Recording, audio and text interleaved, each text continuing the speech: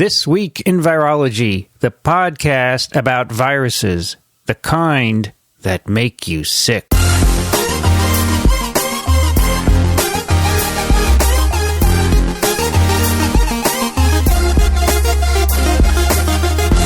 From Microbe TV, this is TWiV, This Week in Virology, episode 524. Recorded on November 28th, 2018. I'm Vincent Racaniello, and you're listening to the podcast all about viruses. Today we have a special guest for you. It's his third time on TWiV from the University of California, San Francisco, Raul Andino. Welcome back. Yeah, thank you. It's great to be here with you guys. And also joining me to help with the discussion, her second time on TWiV, Amy Rosenfeld. Hello. First one was not too long ago, right? November 2017? 2017. It was called Zika with a Slice. Yes. Zika. And Raul, your first episode was number 33, really long time ago, live in Philadelphia. Yes, I remember that very well. That was our first live episode, actually. There was one person in the audience. Yeah, and the technician. That's right. And then your second one was 138, where I visited you at UCSF. And that was called Risky Business with Raul Andino. And today I would like to talk about insect immunity again, which we did before in 138, but things have changed a lot. So before we start, let's quickly go over your training. You grew up in Argentina. What part? Well, I was born in Buenos Aires, but the family comes from the west part of the country, and a wine country in Mendoza. Mendoza. Yes. So do you like wine? Yes, I do. Do you make it? How do you know that? Did I tell you? I heard it somewhere. Yes. Yeah, we've been doing, I think the other day we opened a vintage from 1998 that we made. It was good? It was wonderful. Yeah. 98, that's a long time ago. Yeah, wow. Maybe I have to, now this is public, I should promise you next time you visit San Francisco, Sure. I will share some with you. That's great. So that started with your family. Did your family make wine? Yeah. Ah, cool. Do they still do that? No. This guys came 1870 or something, and they started a farm and a winery. And they did well, and then their kids went to university, moved to Buenos Aires, and, they were all doctors, and, that's classical immigrant story. Mm-hmm. And I decided to move to this country to reinitiate that immigrant story. Sure. So you did your PhD there, right, in Buenos Aires. And did you do viruses? Yes, I did foot and mouth disease virus, FMDV. Gosh, Aftosa. Aftosa. I had a former postdoc who Gerardo Kaplan, who was from Argentina. He also worked on foot and mouth there on his absolutely. PhD. This is, with Gerardo, I know him because we were undergrad together in the university there. And then we worked together a little bit because he was starting to do the same sort of work that we were doing. So, and then he moved here for a few years to work with you. Yeah, he did a postdoc. He came to work on polio, like you came to do a postdoc on polio. It's funny.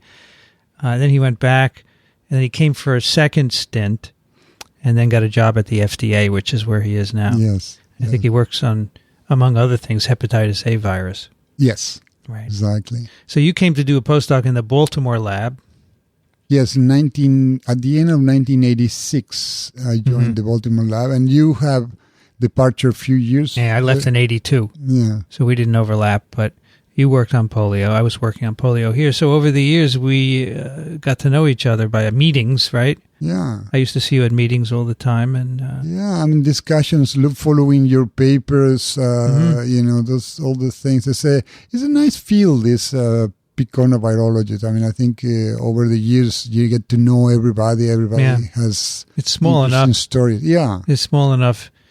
And we recently were at the European picornavirus meeting, EuroPic, and it's a pretty small community. Everybody knows everyone. You should work on picornas, Amy. I should. Oh, wait a minute. I do. Besides Zika, at some point you should do a TWiV on your coronavirus research. We'll talk about EV68 at some point. Okay. That's interesting. And then you, after your postdoc, you went to UCSF directly, right? Yeah, in 1992, at the end of 92, I joined. First, I was in this virology immunology institute called Glaston Institute, Right. Similar to the Aaron Diamond in its structure and intention. And I spent there a year and a half, and then I moved to the Department of Microbiology Immunology in 1994 or 5, and I've been there since.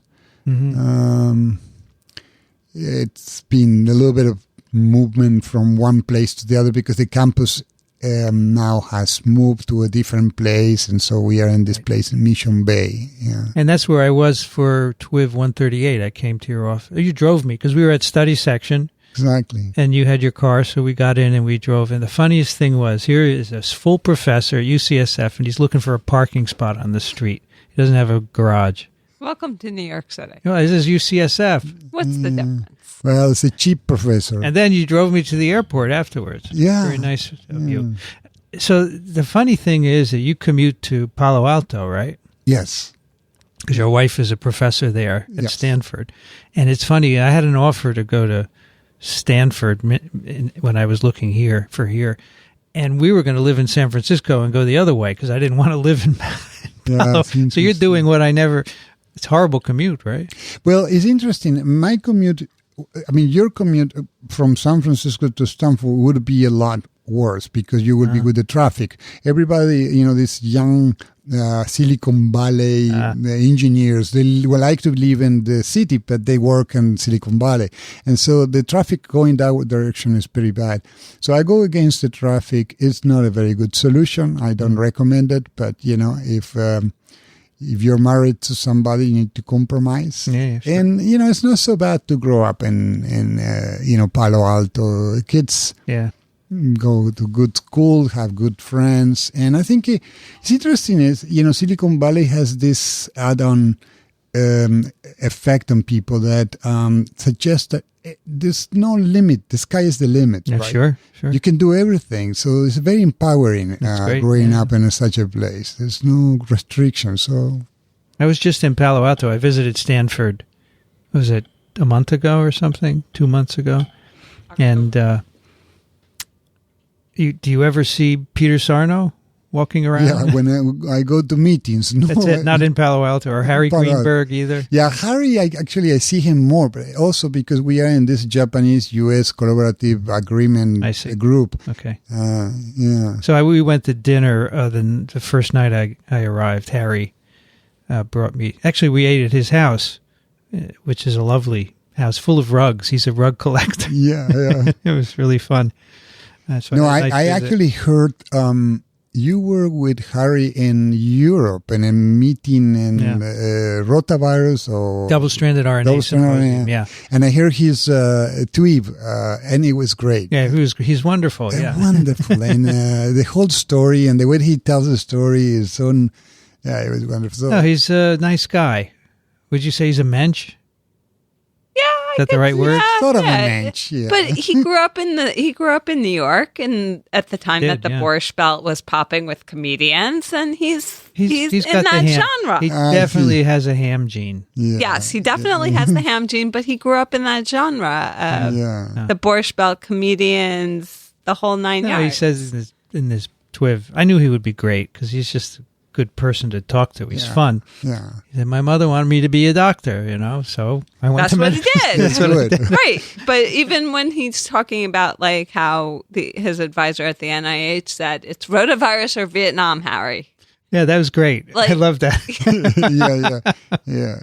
Yeah. I was really... and one thing that is very nice that you do in TWiV is sometimes you bring people that has a long-term perspective on the field. Oh, yeah, sure. And that's so important because, sometimes we are always looking into what's the future, what is the next thing, what is the single-cell sequencing, whatever. But we forget about that there's some... simple plaque assay that give us so much information, for example.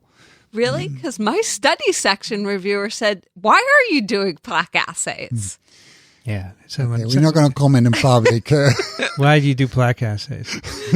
But I wanted to say that one of your former postdocs, Carla Sally, was on TWiV 301. I did it at the International Congress of Virology, which was in Montreal at the time. And I had her and Curtis Suttle together. It was really nice. They put us on a stage with a black backdrop. It was really very dramatic. We did a video for that.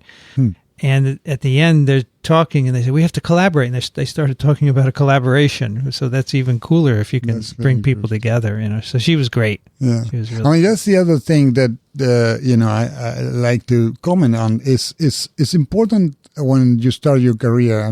This is for many virologists out there, right? That you want to publish your papers in good journals and get the money and whatever. But at the end, it's more important what people that had been trained with you are doing. Sure. Carla is a, incredible example of, how proud somebody can be, and developing a whole new sort of project on her own. Sure. No, the people you train are your real contribution to science. That's right. Sure. That's right. Now, you also trained Marco Vignuzzi, right? Yeah. So what a duo. And they both get jobs at the Pasteur. The story is yes. that the story that yes, so we had him on TWiV with Nels Elde, and he told the story. People thought they were married, so they gave him both jobs. That's right. That's right. But it was funny because it was one position, and they liked them so much that they created a new position there. And they're doing very well. I saw Marco a few weeks ago, and he's doing quite well in both and very different things. Marco works more in the virus evolution aspect. Yeah. So I was always curious, and I don't think I asked this last time. When you went to UCSF, you worked on poliovirus RNA replication, did lots of really neat stuff that we have in our textbook and that I always talk about in my classes.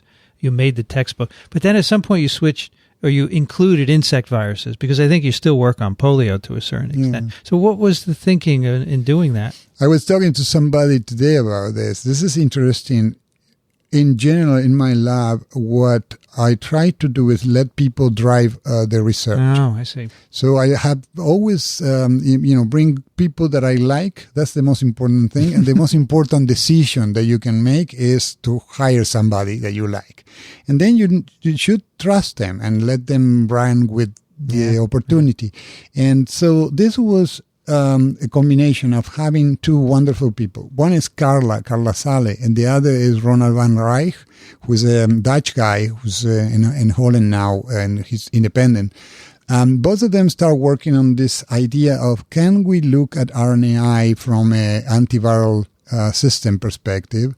And they work very well together. And the other element was, I was in the microbiology immunology department there, but when the new campus was created, the department was given the choice to split. The immunologists will stay behind, and the more organism, bacteria, virus oriented person could go to this new campus, Mission Bay. And it turns out that it was a hard decision for me because I was doing pathogenesis, immunology. It was important for us, vaccines. But at the same time, I thought, well, maybe it's a good idea. And it was a wonderful idea because we started interacting with other people. So sometimes this changes in, serendipity brings you to next to somebody which is working with Drosophila. In this case was Pat Brown. Pat O'Farrell, and Pat O'Farrell was working in Drosophila, and we started interacting with him, and the next thing was all this project. Yeah, Pat Brown is working on hamburgers now, right? Yes.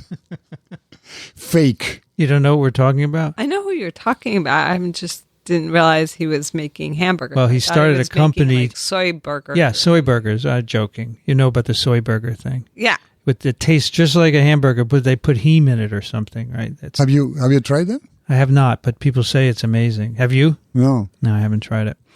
By the way, Michelle Flanagan was also a postdoc in your lab, right? Michelle, Flanagan. Yeah. She is going to be on TWiV next. No.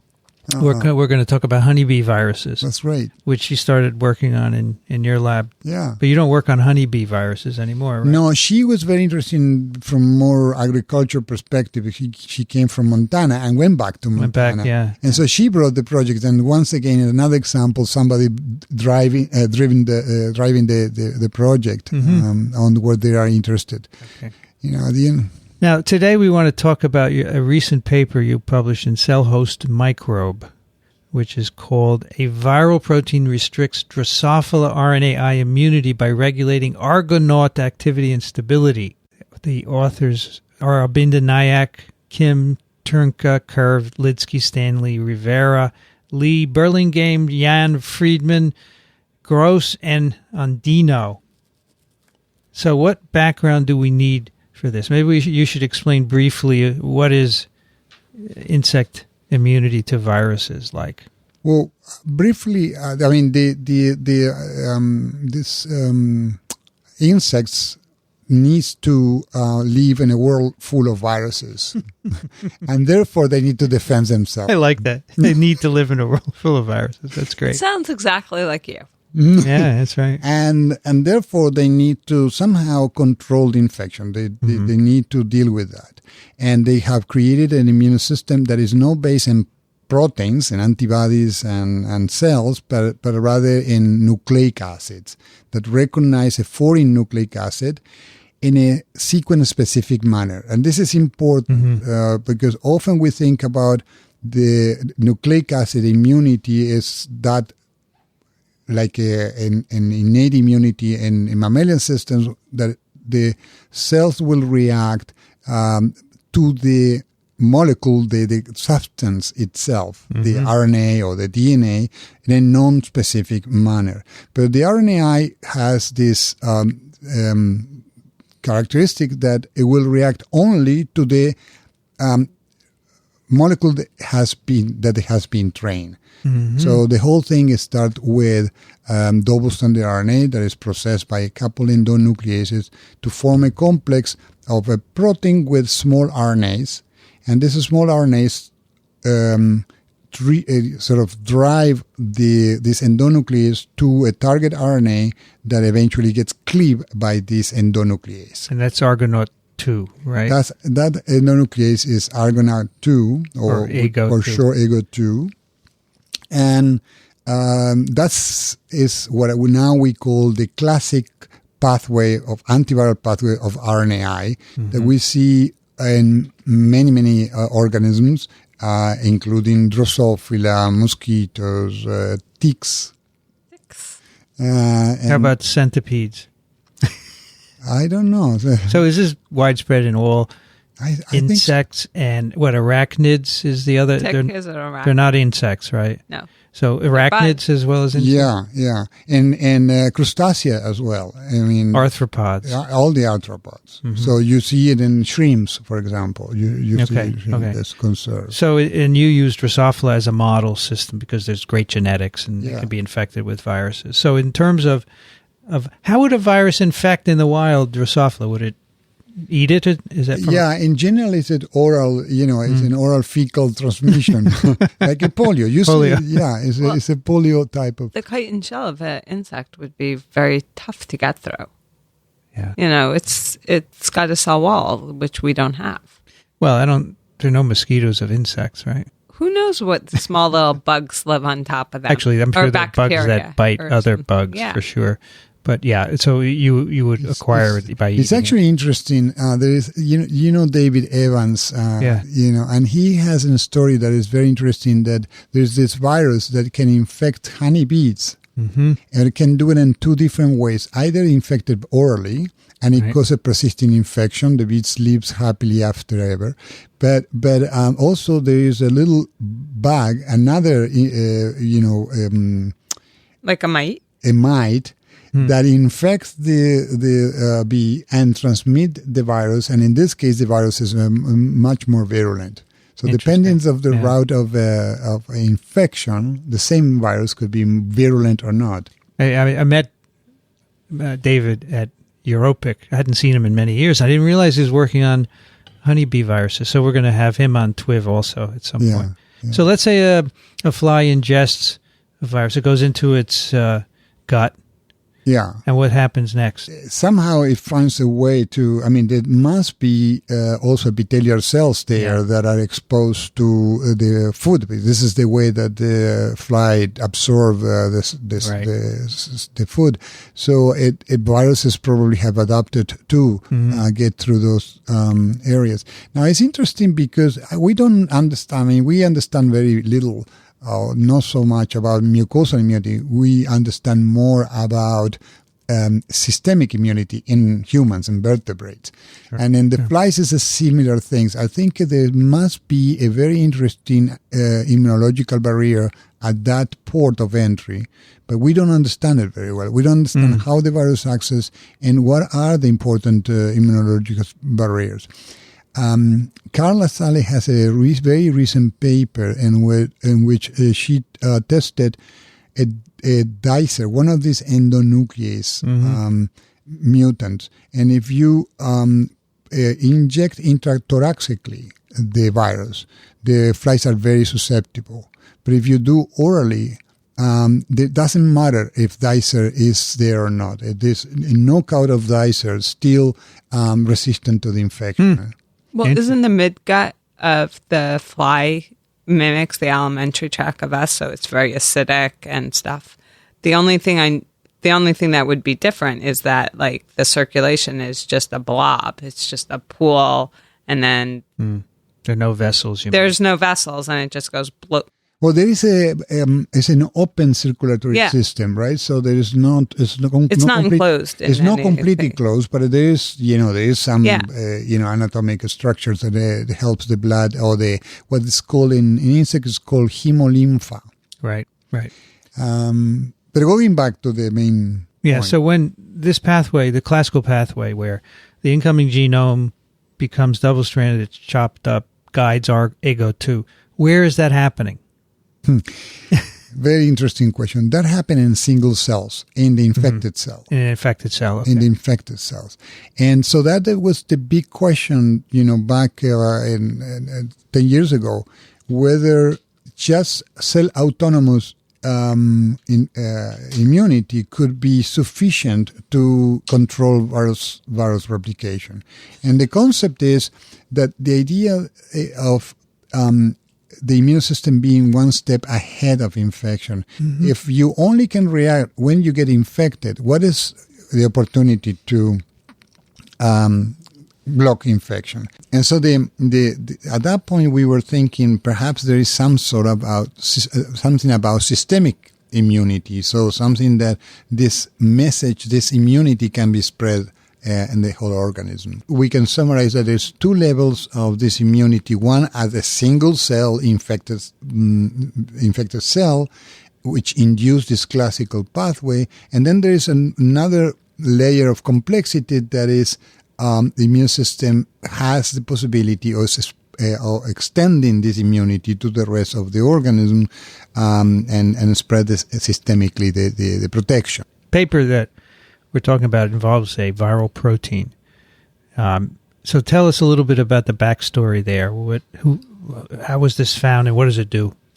You mean the virus itself? 1A protein, right? So this is cricket paralysis virus? This is a cricket paralysis virus. And so this I guess one way to start the conversation is to think about as the same way that host needs to, control virus infection, the virus always sort of try to fight back and if things go well, they find an equilibrium, some sort of persisting infection, symbiotic interaction.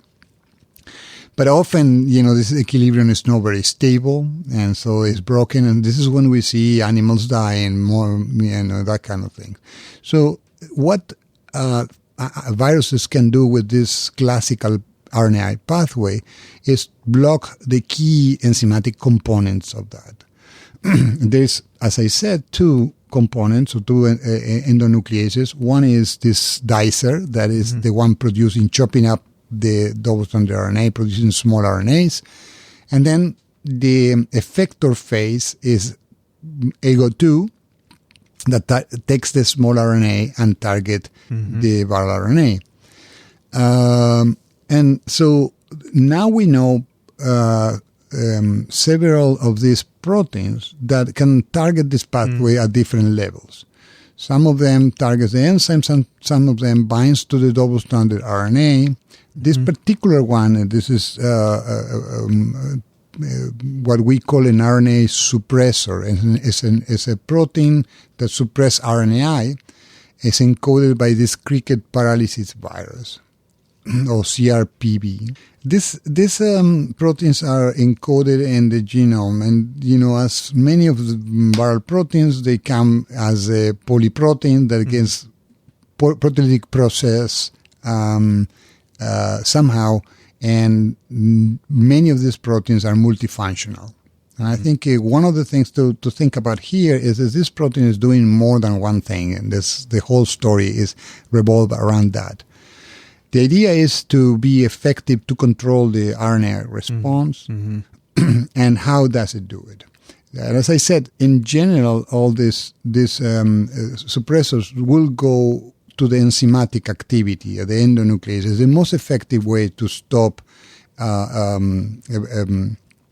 pathway. We were talking with Amy earlier today that mass action in this type of system doesn't work. But if you target critical enzymatic activity, then you are much more effective. Yeah. That's why the two central, most of the suppressors target dicer or AGO2. Originally, we identified that this 1A was interacting with AGO2. I see. Okay. And we demonstrated that it was blocking the activity. AGO2 being in the endonuclease, right. You can take purified AGO2, program AGO2 with small RNAs, and have assay in which you demonstrate that AGO2 can cleave this RNA. Now you put the suppressor, you block that activity. Right. In this paper, what we did is we wanted to understand even further how this thing was working. And the initial thing was to crystallize. So really the paper is a little bit of structural functional study. So we crystallized the protein, and the protein has a new fold. It folds in a new shape and never been described before. And it has an intriguing loop. So Aravinda, who was the postdoc working on this, Aravinda Nayak, introduced mutations in many positions. Once we realized what the structure was, there was we guide our mutagenesis based on the structural information. And there was this loop that when you mutate, now the suppressor can no longer bind AGO2. Okay. And obviously, if the protein doesn't bind AGO2, doesn't block the activity. And so you look at both physical interaction and some kind of biological assay using AGO2, right? So we use two different functional assays. One is a more in vitro assay in which we have a AGO2 cleavage assay, and we ask whether the enzymes or the mutant enzymes and mutant proteins can block that enzymatic activity. But the other thing is we collaborate with Eric Chan, and because, as you know, he has produced an infectious cDNA for cricket paralysis virus. It's the first infectious cDNA for this family of dicystronid viruses. So it was a very difficult thing to do. One of these clones that didn't behave very well. Very well that. Oh yeah, yes. Yeah.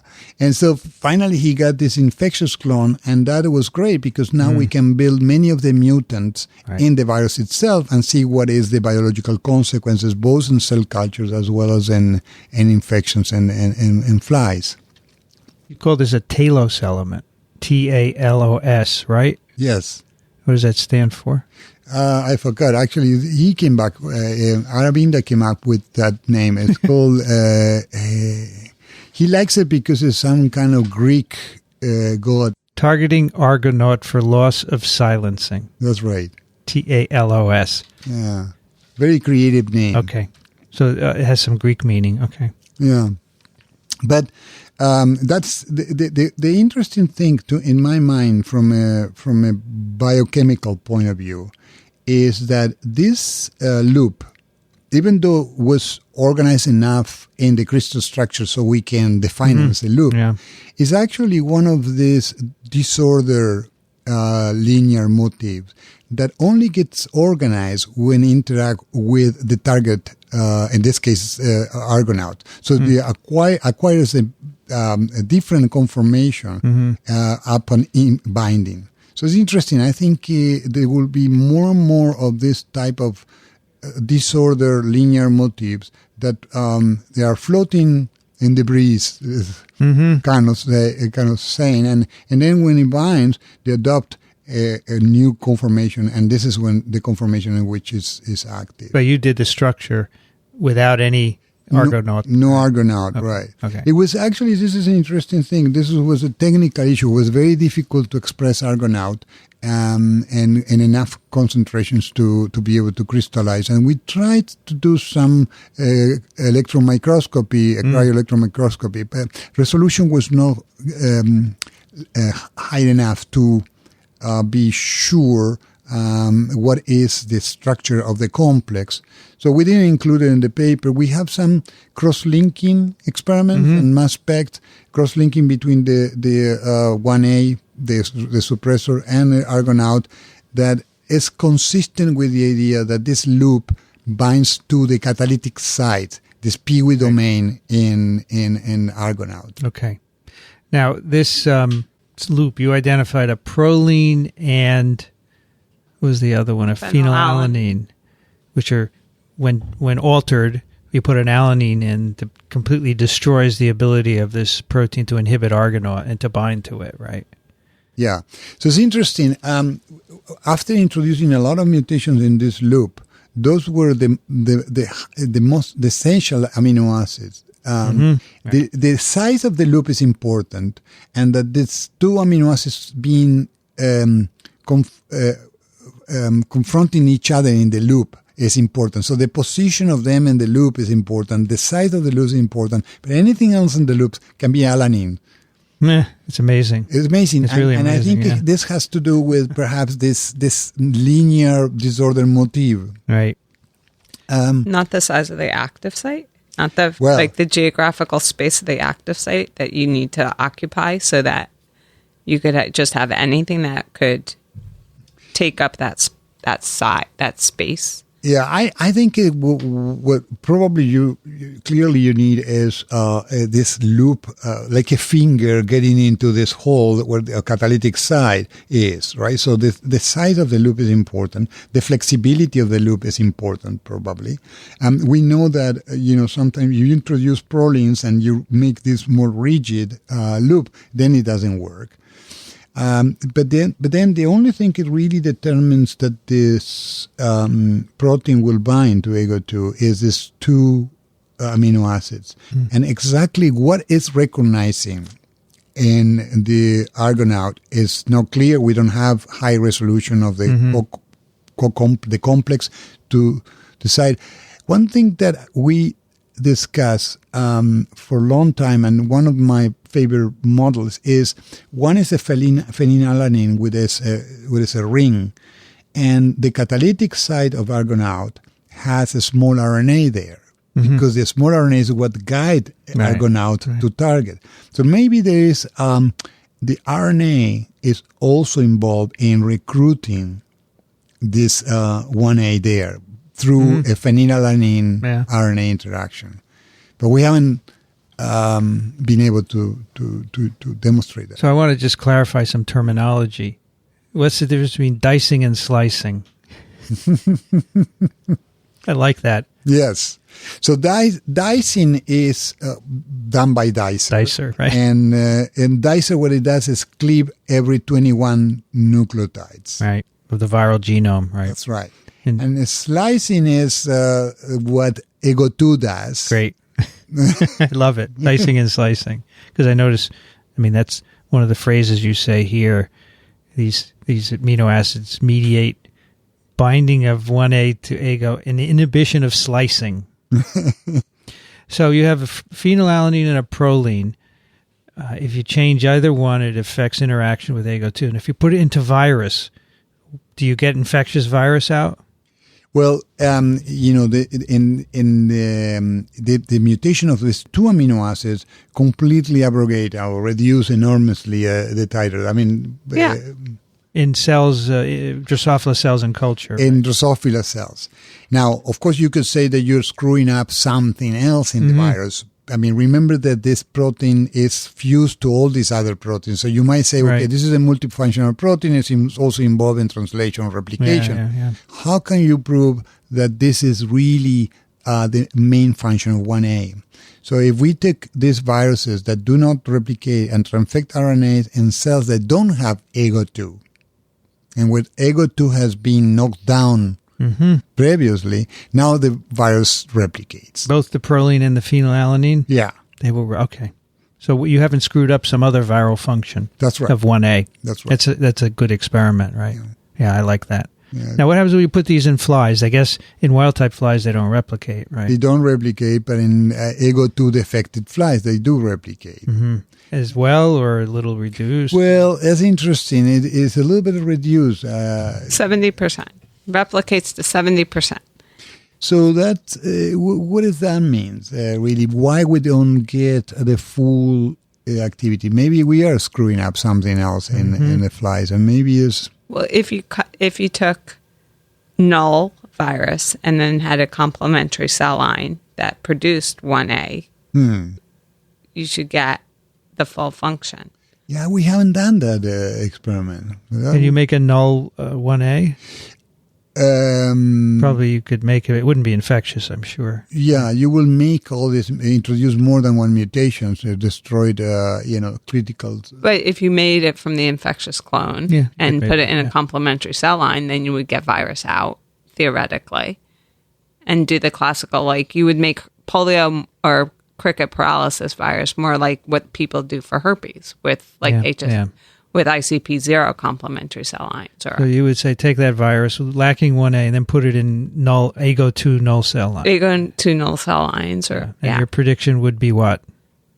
That you should have 100% complementation or 70%. You should have 100% complementation. If you're screwing up the protein by introducing these amino acid changes. Yeah. But what's interesting, I'd like to know, is whether or not tropism of the virus is changed. There's the man to ask. So we know that innate immunity for polio and rhino and lots of picornaviruses is controlled by the innate immune response and stuff.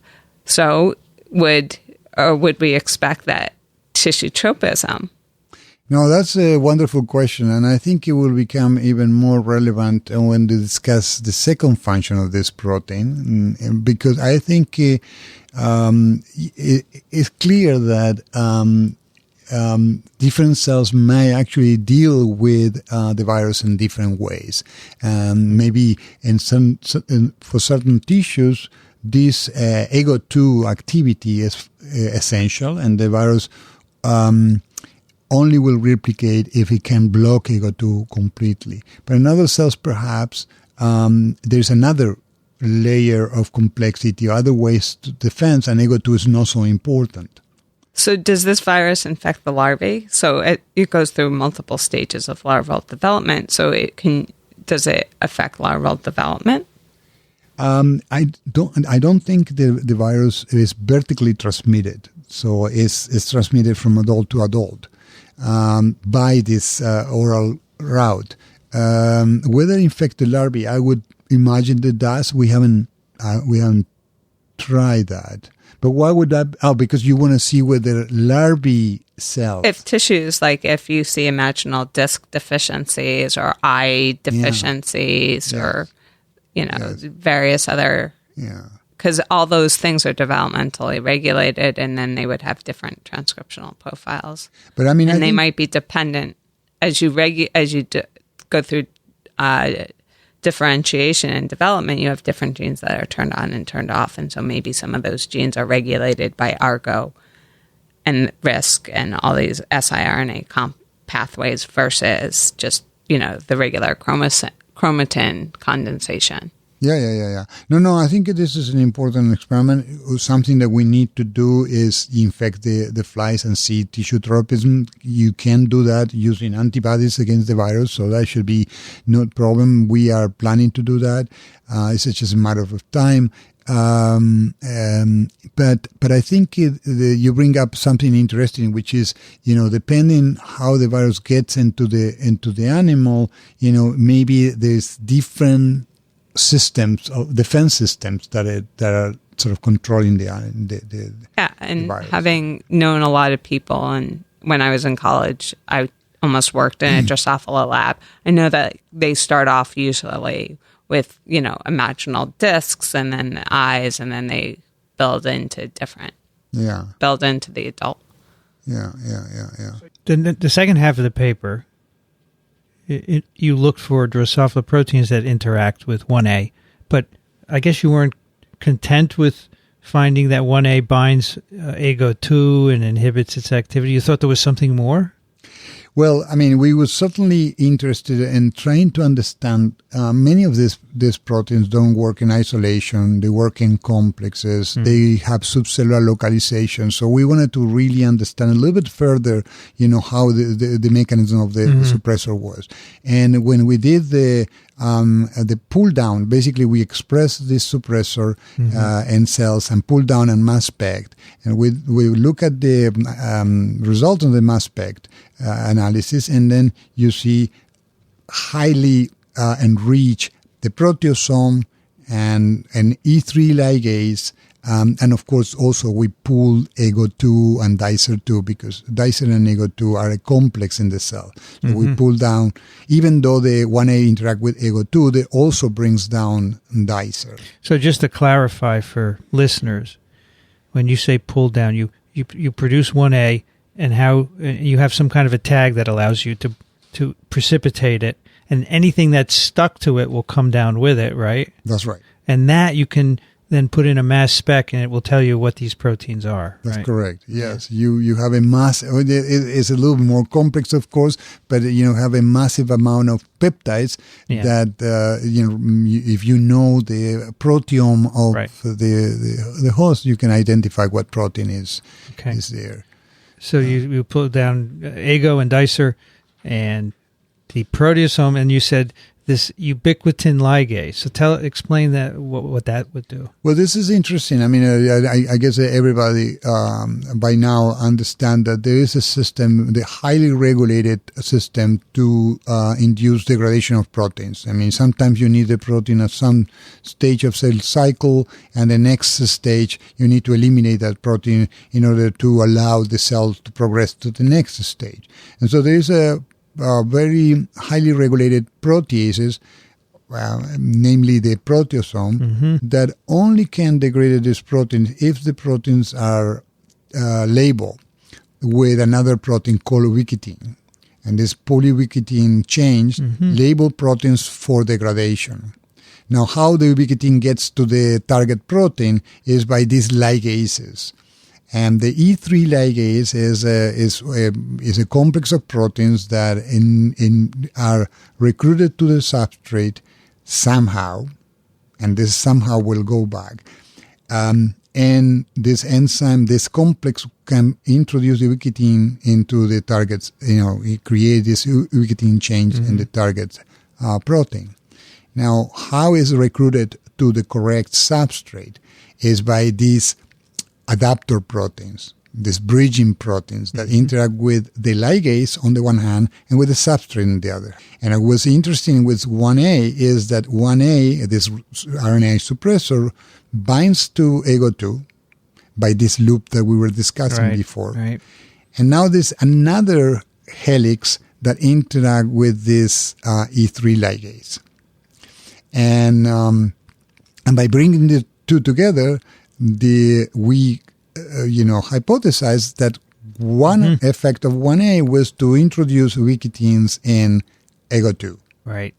And the question was, why do you want to do that? Do you want to degrade it, AGO2, or do you want to modify it? I mean, ubiquitin sometimes is used not for degradation, but is labeled for, conformational change that change the activity of this protein.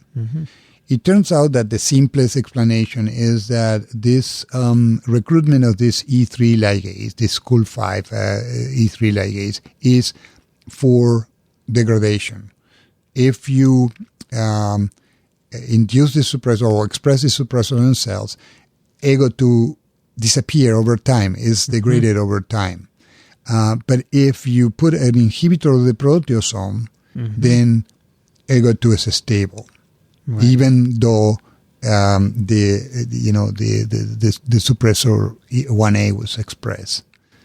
And you can show that this degradation depends on binding of 1A to both AGO2 and the colon protein. That's right. So if you mutate the two domains, the domain that interact with AGO2, there's no degradation. If you mutate the domain that interact with E3 ligase, there's no degradation. So that's all very interesting protein biochemistry, but can we bring it into the context of the replication? Yes. What did you find there? Well, I mean, again, you see that indeed you have this is required, right? So if you don't have this additional function of degradation, the doesn't do that well in replication. So if you put the place where this 1A is binding colon is called the BC box motif, right? Right. So you could put mutations in there, and that abrogate the interaction. So that virus then doesn't replicate well. That's right. Because it can't degrade AGO2 or lead to the degradation, That's right? So, and this is what we were discussing before, that there is two functions now. It is very small, 162 amino acid long protein has already two functions there. One is binding AGO2 and blocking AGO2 activity, and the other is, inducing the degradation of AGO2. Well, the genome is really small, so you would expect that the proteins have to be multifunctional because there's just so much that you can pack into the genome to pack into the particle. Well, yeah, this is a traditional view, right? So why viral proteins are multifunctional, right? And this is why is sometimes that you take, say, a polymerase and decorate with some function, additional function to block, say, innate responses. And people say, well, it's an issue of the size of the genome. The genome is limited, so you pack many things in the same protein. But there are alternative views to that, I think. For example, you could argue that this protein is multifunctional because it has to do two things, two steps. First, functional blocking the AGO2, but a long-term sort of degradation of AGO2 is a more efficient way to, completely limit the, antiviral RNAi function. So if you could make a persistent infection in culture, yes, you would only need one function. That's interesting. Yes, maybe that's maybe. I'm trying to think about it. Whether it would ever try to create persistent infection cells with these mutants. I don't think so. But it's true. What you're saying is you could find an equilibrium point in which the virus replicates to the point to produce 1A sufficiently at high levels that you only need binding to AGO2. Yeah. Yeah. Well, I was also really curious is the fact that you got virus out when you had the TALEN mutations, the TALOS mutations, but you never sequenced to make sure that there were no secondary mutations that restored, its ability to sit into the active site and block AGO activity, or had the same weaker affinity or restored the affinity for AGO and 1A to to be restored. So what you're saying is, could it be that in that particular experiment there was some evolution of the virus? Yeah, because the virus is under some pressure to replicate itself, because that's how. Yeah. And so you would expect that somewhere in that population you have compensatory mutants that then are growing faster in the context of ineffective or inefficient. No, I agree. I think that would be an interesting experiment. And I think it probably is an interesting experiment to dig deeper in the future. Whether, now you can evolve a new function or the same function. Whether you could come up with true revertants of the same function, or the virus can come with a different solution to the problem. It's an interesting idea. No, we didn't do it. No. So to summarize this, we have 1A does two things. It binds AGO2 and inhibits endonuclease.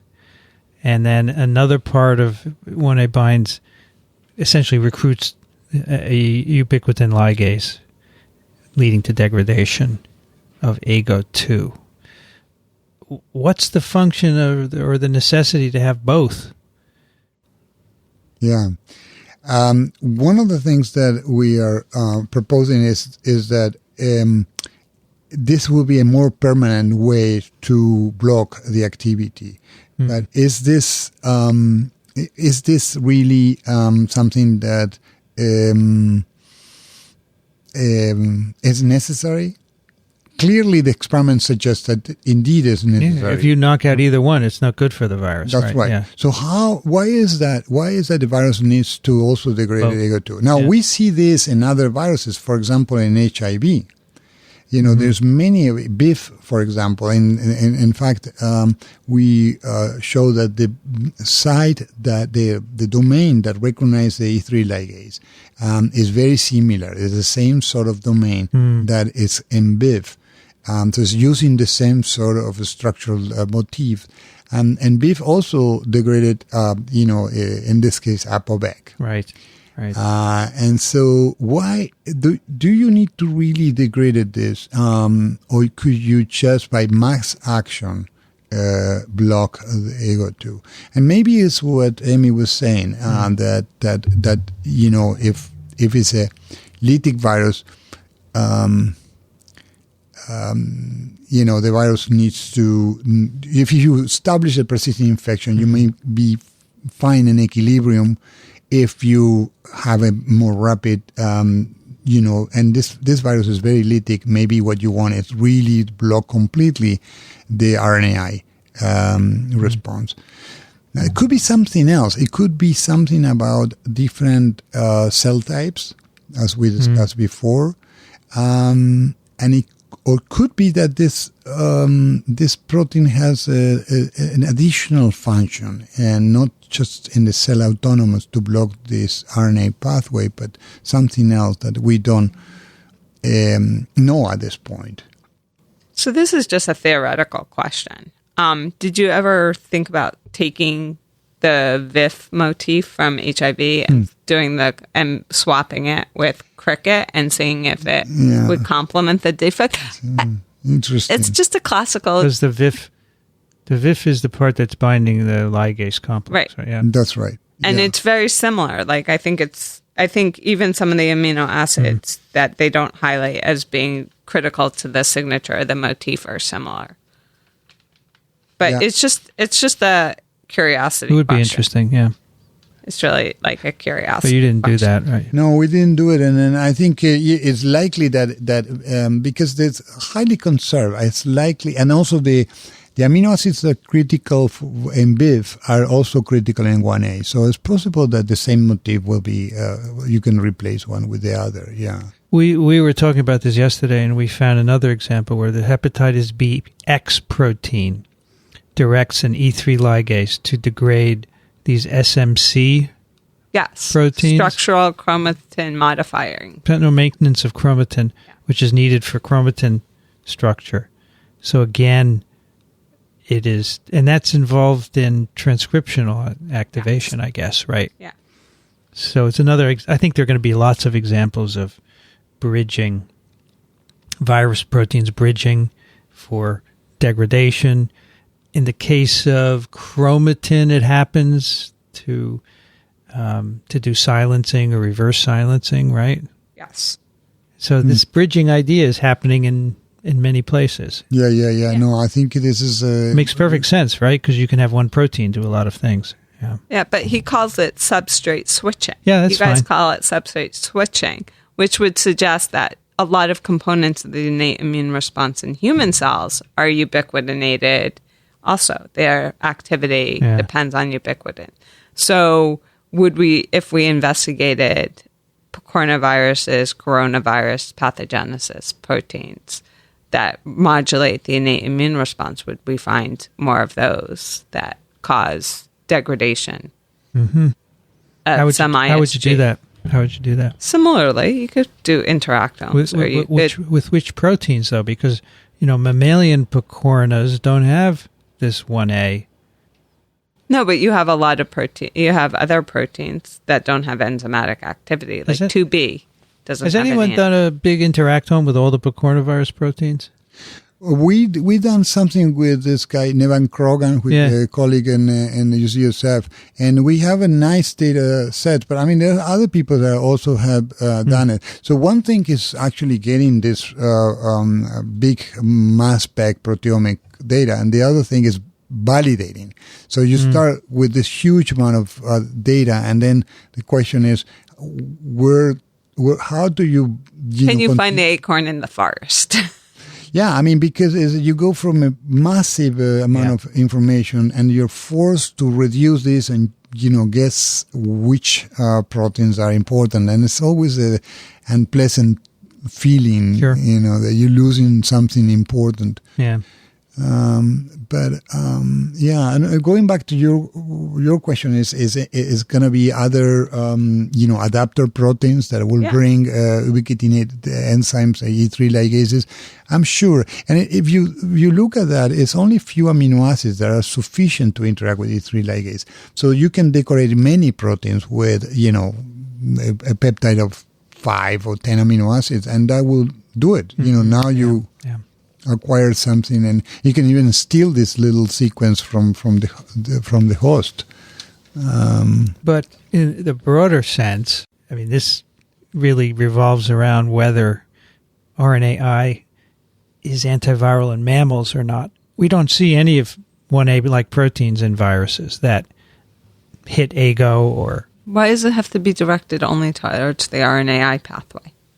No, it doesn't have to be, but I want to use it as a means of talking about RNAi in mammalian cells. It could definitely be directed against interferons, right? Yeah, I would think that would be more relevant, because RNAi isn't really antiviral in mammalian cells. No, there's many papers. Raul, is RNAi antiviral in mammalian cells? It's controversial. It's controversial. I don't. I think it has been evidence or some papers published in this direction, but other people don't believe that evidence is robust enough. I think the jury is still out there, but it's actually an important question. Of course, because if you put it in a big perspective here, you have the majority of organisms on Earth defending themselves against viruses using nucleic acid-based immune system. Mm-hmm.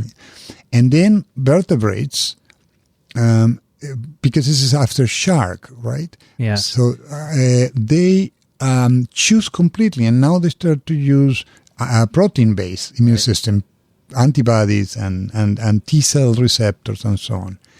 And the question really is, first of all, what was the pressure to change, to switch? Mm-hmm. Why is a protein-based immune system much better, or better adapted to vertebrate biology?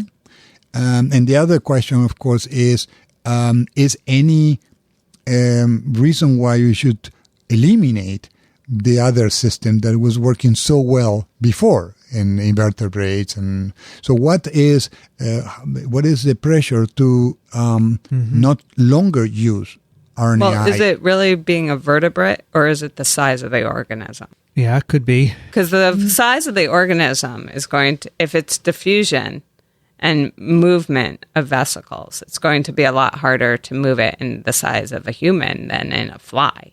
Yeah, right. But think about trees. Trees are huge, and they do everything based on RNAi. Of course, trees has plasmodesmata. Yeah, I was going to say the cells are not totally autonomous. They have these channels between them. Yeah, but I think nothing happened by simple diffusion. I think many things happen with an active process. Doesn't Anne Simon call them movement cells or something? Movement proteins? Movement proteins or something. Yeah, and you mean in plants? Yeah. Yeah. So that's what I'm saying is that it's not because the animals, the organisms will be larger. Not necessarily you cannot come up with a solution to mobilize this activity through the organism very effectively, like it happened in plants. So I don't think it's the size of the organism. I think their tissues aren't as complex. I don't think that tree tissues are multi-layerly complex with you have an epithelial layer sitting on collagen 4 basal lamina, which is like a cement that you're not supposed to cross. Then you have the mesenchyme of the smooth tissue, the smooth muscle, the vasculature, and then you have a layer of fat. So right. I don't. So you think proteins will do better to? I would think that cells might be required because you have this more rigorous structure that you can't get through versus a protein, versus a nucleic acid. But that kind of brings me to a question that I wanted to ask earlier: is so. We're now learning more about phages having anti-CRISPR activity. So would you think that anti-CRISPR activity would be more modeled off of this kind of off of 1A and what 1A does? Yeah. Yeah. Interesting. Yeah, sure. Similar, yeah. Sure. I mean, of course, the whole CRISPR system is very different, and so the right, but it's still cutting up something. So it's still an enzyme. It's still an endonuclease. It's so nucleic acid driven cutting. Yeah. Right. So you could imagine that maybe it's not the sequence of the protein, but it's this novel fold that you call the tooth. Right. You have the two legs or the flesh of the tooth, and then you have the crown of the tooth, which I would imagine is the loop. So you can imagine that maybe if you modeled some proteins, that's the way you would find it as the anti-CRISPR part of phage. Well, these anti-CRISPR proteins, some of them bind the Cas9 directly and inhibit the endonuclease, which is exactly what your protein is doing. Yeah, that's very cool. Yeah. I wonder if you could you introduce a functional RNA machinery into a vertebrate and then see if it worked, and then get rid of, so you could do it in mice, you could get rid of adaptive immunity and see if the RNAi, what would you need to put in? You need dicer and AGO, and that's a very interesting and then thing. Probably lots of other auxiliary proteins. Well, I think it is a very interesting question. I think the cell autonomous system should work, right? So if you put, dicer2 and AGO2, it should be effective. Now, whether it's going to be toxic, maybe there's something that we don't know about it. Of course. But mammalian cells have an RNA machinery, right? They have other enzymes. What do they call? They're also Argonautes, right? And yeah, the Argonauts. Okay, there's two types mostly. One is dealing with microRNAs. Yeah. Also called ecRNAs. It's different names, but they are small RNAs that are processed. They are transcribed from genes. They are processed out of the nucleus, and by this additional endonuclease, which produces small RNAs that then binds to an AGO protein. Mm-hmm. So very similar, but in that case, these microRNAs play a role in gene regulation, right. Mostly at the level of translation. So you could imagine that if you produce viral small RNAs, you will have, just what you will need is only dicer, I guess, that can recognize double-stranded RNA. Yeah. from the virus, and maybe that would be sufficient. Because you showed years ago that you could put a microRNA target in a coronavirus genome and in a mammalian cell, and it will be cleaved and inactivated. That's right. Now, that's not the same. That's the microRNA system, but the nuclease-based, the nucleic acid-based guidance of nuclease activity is there. So maybe dicer would be enough to generate the small RNAs. Yeah. Interestingly enough, I don't think we still understand well enough when dicer finds the double-stranded RNA, the intermediate of replications. As you know, many of these viruses either decorate their genomes with proteins, or they are replicating membranes. So really, I don't think we have a good idea how dicer, and in the insect systems, maybe the whole cells membrane replication system is different, and that's why there's an opportunity for dicers to do it. It's interesting. Yeah. But I think to me it still is interesting to think about whether primitive vertebrates will have a better chance to preserve some of this RNA machinery still in the transition zone between being a nucleic acid base and a protein base. And maybe this is what we need to do, is go back to primitive vertebrates and see whether there's a And some of these primitive vertebrates are maybe smaller, chordates and, I would think so. I would think that parts of it have to do with the size of the organism or the way that the structures or the tissues are more complex. All right, the last thing we do is some picks of the week. And Amy has one that's pretty relevant to our discussion, don't you? I do. There's a bug museum in New Jersey. What's it called? Insectropolis. It's kind of cool. Just for you, she picked it. Yeah. So, they have a mud tunnel, and they have all these different things for all these kids that then they can pet and play with the bugs and everything. It was really cool. How did you find this? This is in Toms River, New Jersey? Toms River, New Jersey. So, how did you find it? Well, I remembered when I was a kid that you could go through these museums and you could walk through the heart and stuff. And right. I thought there must be something that is more insect based and ecologically based, and bugs live in the dirt. So I just typed in mud tunnel full of bugs, and you found this popped out. Insectropolis.com. It's very cool.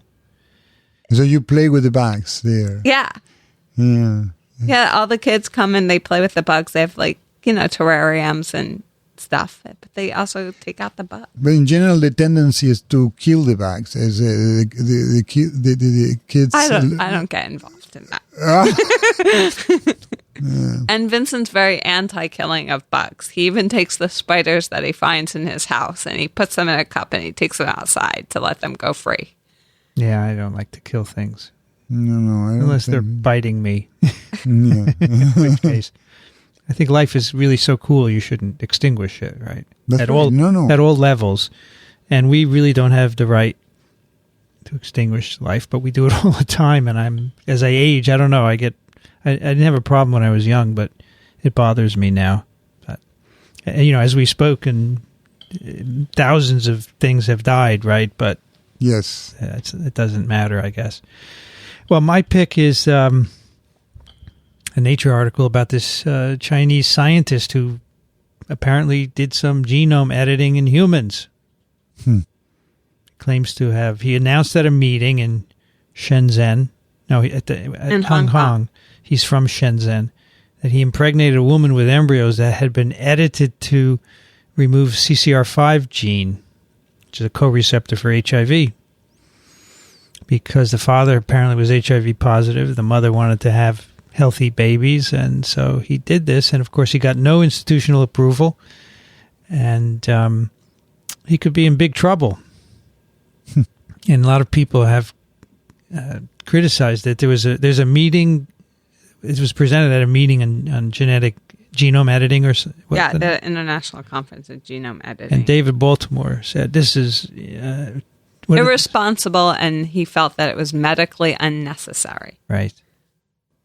But is this because is this motivated by some kind of competition who gets ahead of this gene editing. And maybe that's probably what he felt. He said it was totally fine in his view. He said it's completely ethical, but it's not. There are rules that say you can't experiment on people, right? You have to have clinical trials and so forth. And he just bypassed it because he's a cowboy, right? And I feel it's like drug screening. So you can say that there were no side effects or no off-target effects because you're looking for a very specific thing. Yeah. But you really don't know what else the drug can do because you don't have an assay for that. So you looked and you said, okay, some parts of the genome look fine, or the genome looks fine by karyotyping, so there's no off-target effects, but you really didn't know exactly what to look for. So what do you think is going to be the Chinese authorities' response? Oh, I wouldn't be surprised if they executed him because it makes China look really bad. It makes them look like they're uncontrollable, right? Now, this could happen anywhere because scientists can do whatever they want anywhere, but they get consequences, right? Here, this person would be fired and never be able to work again, probably put in jail even. You can't do this. Eventually, you may be able to do it. What's crazy here is that there's no data. There's no data yet. We don't even know if it happened. But the mother, if she had been HIV positive, she doesn't want to get HIV from her husband, but if she were, she could take antiretrovirals just before birth. The virus doesn't cross the placenta. It just infects at birth with all the blood, right? She could take antiretrovirals, would knock down the viral loads, and the babies would be fine. You don't have to do this. So it's medically completely unnecessary. Yeah. It's interesting. But it'd be interesting to see if we get the data. Apparently, he was going to present at this meeting. The slides he gave them were totally different. And he instead substituted these, and everybody was shocked. He didn't tell his... No, there's no data. He didn't present any data. He just said, this is what I did. These are the kids. There's no data. They have twins, right? Yeah, there's no data that says I actually introduced, this is how I did it. I used oocytes because they're haploid. I transduced with the lentivirus, CRISPR-Cas, blah, blah, blah. I confirmed by Southern that the gene was disrupted, blah, blah, blah. What gene was it? I forgot. CCR5. CCR5. Co-receptor for HIV. So we know that about 5% of the human population is naturally deleted for CCR5, so you can live without it, and they're resistant to HIV. And, the German patient was given a bone marrow transplant from a donor which was CCR5 null, and he was cured of HIV/AIDS.